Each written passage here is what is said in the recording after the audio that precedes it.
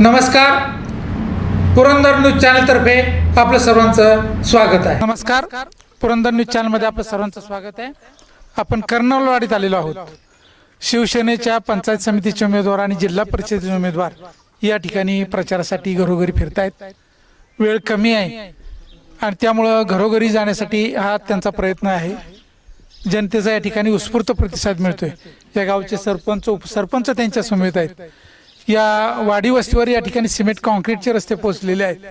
त्यामुळं कार्यकर्ते हे शिवसेनेच्या बाजूने या गावामध्ये पाहायला मिळत आहेत।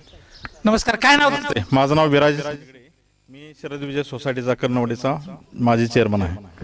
काय परिस्थिती या गावामध्ये? या भागात रस्ते असतील, पाणी असेल, पिण्याच्या पाण्याचा प्रश्न असेल, कॉन्क्रीटचे रस्ते असतील। आमचा एक फार मोठा प्रश्न होता।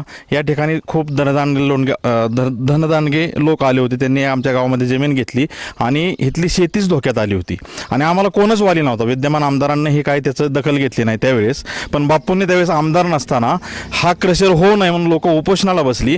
तर ते उपोषणाला बसल्यानंतर कोणीही आमची दखल घेत नव्हतं, साधं कोण आमच्याकडे फिरकत नव्हतं। परंतु बापूंनी मंत्रालयात जाऊन त्यावेळेस या महाराष्ट्र राज्याचे माजी मुख्यमंत्री एकनाथजी शिंदे साहेब मुख्यमंत्री होते, त्यांच्याकडून त्या पत्रावरती सही आणली आणि ताबडतोब जिल्हाधिकाऱ्यांना आदेश देऊन त्या ठिकाणी ते क्रशरचं काम थांबलं।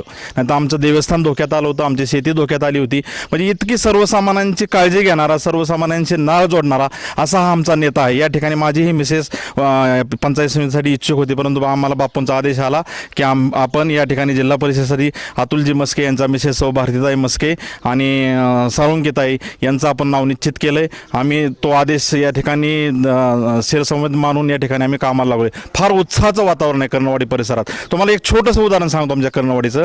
आमच्या कर्नवाडी गावात आम्ही 8 किलोमीटरवरून पाणी आणले। गव्हर्नमेंटची विहीर आहे, पाईपलाईन आहे, सगळे, परंतु आमच्या दुर्दैवाने त्या विहिरीला पाणी नव्हतं। मग पाणी नव्हतं तर आता जमीन नवीन आम्हाला त्या ठिकाणी विहीर खरेदी करायची होती। पण विहीर खरेदी करत असताना गावाकडे तेवढा पैसा नव्हता। गव्हर्नमेंट विहीर खरेदी करण्यासाठी पैसे देत नाही, खांदाईसाठी पैसे देते। मग आम्ही लोकवर्गणीतून 17.5 लाख रुपये गोळा केले। आम्हाला पैसे कमी पडले तर बापूंनी आमच्या गावात येऊन स्वतः 2.5 लाख रुपये रोख दिले। म्हणजे इतके त्यांना जाण आहे सगळ्या छोट्या छोट्या गोष्टींची। विकास कामं तर करतात, गुंजवणीचं काम आमच्या गावात चालू आहे, विमानतळ पुरंदरमध्ये येतं, IT पार्क आहे, या सर्व गोष्टी आहेत। परंतु आज पिण्याच्या पाण्याचा प्रश्न एवढा आमचा मोठा ज्वलंत प्रश्न होता, तो सहज सोडवला। क्रशरचा प्रश्न असेल, तो असेल, कॉन्क्रीटचे रस्ते असतील, पेविंग ब्लॉक असतील, काय पाहिजे त्या गोष्टी बापू करतायत। तर आम्ही या ठिकाणी पुरंदर तालुक्यातील सर्व नागरिकांना आणि आमच्या कर्नवाडी परिसरातील पंचक्रोशी सर्व नागरिकांना या ठिकाणी विनंती करतो की धनुष्यबाण या चिन्हावरती सर्वांनी शिक्का म्हणून या ठिकाणी विकासाला साथ देऊन बापूंचे हात बळकट करावेत। धन्यवाद।